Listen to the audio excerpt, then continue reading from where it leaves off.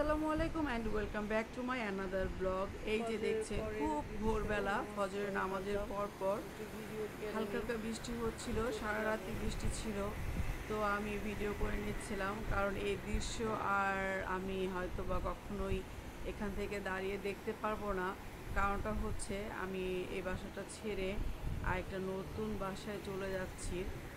এই বাসার সাথে জড়িত অনেক স্মৃতি নিয়ে যাব। তবে এই বাসা ছাড়াটার প্রধান কারণই হচ্ছে প্রচুর শব্দ, ধুলাবালু, যার জন্য আমি সবসময় এখন নিয়মিত অসুস্থই থাকি। তারপরে যাই হোক, সব কিছু আল্লাহর ইচ্ছা, ভালো মন্দ সব কিছু মিলেই তো জীবন। তবে ফজরের নামাজের পরে এখানে দাঁড়িয়ে দাঁড়িয়ে আকাশ দেখতাম, অনেক ভালো লাগতো। তো এই বাসাতে আমার আজকে শেষ এই নাস্তা বানানো। তো এই সকাল সকাল চা পরোটা বানিয়ে নিচ্ছিলাম, খাবো। কারণ না খেলে তো আর কাজ করা যাবে না, খেয়ে দিয়ে কাজ করতে হবে, অনেক প্রচুর কাজ। আর এই তো নাস্তা বানাচ্ছিলাম আর এই দৃশ্যটা দেখছিলাম। প্রতিদিন রান্নার সময়ও আমি এই জায়গাটা দেখতে থাকি।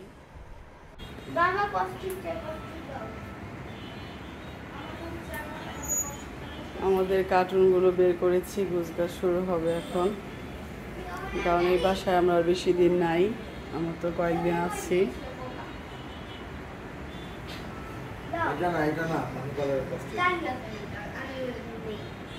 ভাড়া বাসা থাকলে যা হয় আর কি।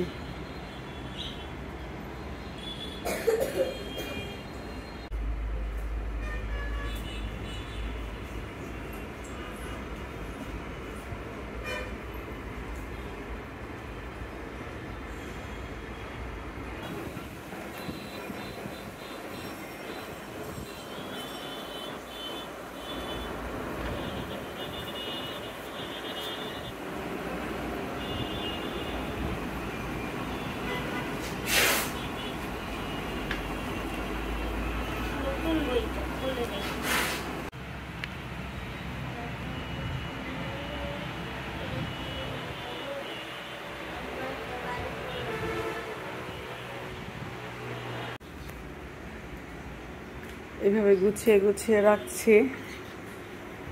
সব কিছু আগে থেকে গুছালে কাজগুলো সহজ হবে। আর এই তো না খেয়ে তো আর থাকা যায় না, খাওয়া দাওয়া করতে হয়, তাই রান্না করে রাখতেছি।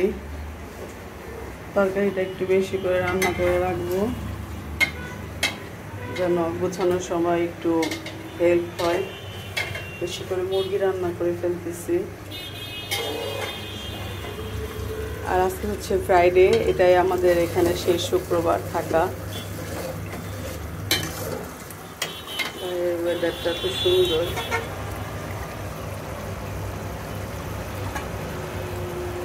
তবে বেশি মিস করবো এই জায়গাটা, কারণ এই জায়গাটা ওইখান থেকে ওই নতুন বাসাতে এই ভিউটা পাবো না আমরা। পোলাও রান্না হয়েছে, রেখে দাও।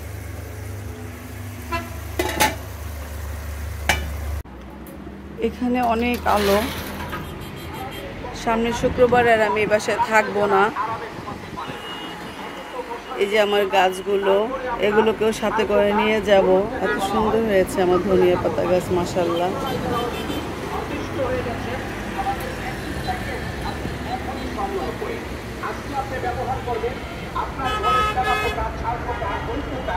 এই গাছটা এত সুন্দর হয়েছে, লতা লতা হয়েছে, কিভাবে নিব চিন্তা করতেছি। গাছটা নিতে গেলে ওইটা কেটে কেটে নিতে হবে।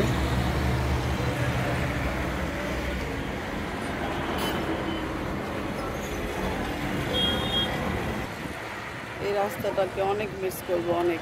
বারান্দা থেকে সব দিক থেকে আমার এই রাস্তাটা দেখা যায়। আসলে এই দৃশ্যটা দেখলে মনটা ভালো হয়ে যায়। ভাগ্যের লেখা, আল্লাহর ইচ্ছা। আল্লাহর ইচ্ছার বিরুদ্ধে কেউ কিছু করতে পারবো না, একটা সেকেন্ডে চলতে পারবো না।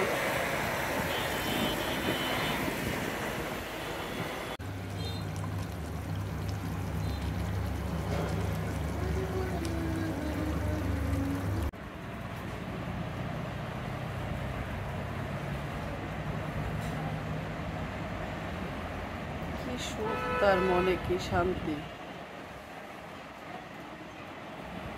এবার সব কাজ একাই করছিলাম, তাই গতকাল রাতে ছোট বোন কামরুন এসে আমাকে একটু গোছগাছ করে দিচ্ছে। ও যদি না আসতো তাহলে এত সব কিছু আমার গোছানো কখনোই সম্ভব হতো না, কারণ এই কার্টুনগুলো আমরা বেঁধেছিলাম, তারপর কি করব না করব কিছুই বুঝে পারছিলাম না।